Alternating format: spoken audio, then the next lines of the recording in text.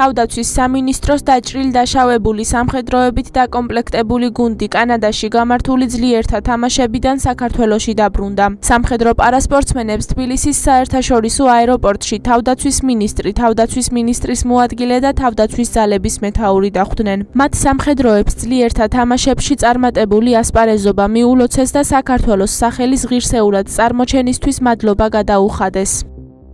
წარმატებულად დაასრულეს ჩვენმა ბიჭებმა ასპარეზობა და ოქროს და ვერცხლის მედლებით დაუბრუნდნენ ქვეყანას და ასახელეს საქართველოს და თავდაცვის ძალები და კიდევ ერთხელ დაამტკიცეს, რომ ისინი ნამდვილად დაუმარცხებლები არიან. თითოეულმა ქართველმა ისიამოვნა ჩვენი გამარჯვებით, ვასახელეთ, დროშა ავაფრიალეთ და მედლები მოვიპოვეთ. ამისთვის საქართველოს მოუტანეთ ის პატარა წინსვლა და სახელი, რომელიც ძალიან ჭირდება ყოველთვის და მე მიხარია რომ ამაში წვლილი მივიღე. ჩემთვის პირადად ჩემი გუნდელებისთვისაც ორმაგად ამაღლებელი და ორმაგად სასიამოვნო და мотиваციის მომცემია ეს ყველაფერი, იმიტომ რომ ამ დიდი ტრაუმის და დიდი ასე ვთქვათ დეპრესიული ეტაპის გადალახვის შემდეგ კიდევ შეგვიძლია რომ ჩვენი საქართველოს სახელი გავიტანოთ ქვეყნას გარეთ, კიდევ შეგვიძლია რომ ჩვენი დროშა ავაფრიალოთ და კიდევ შეგვიძლია რომ ვიბრძოლოთ ჩვენი ქვეყნისთვის.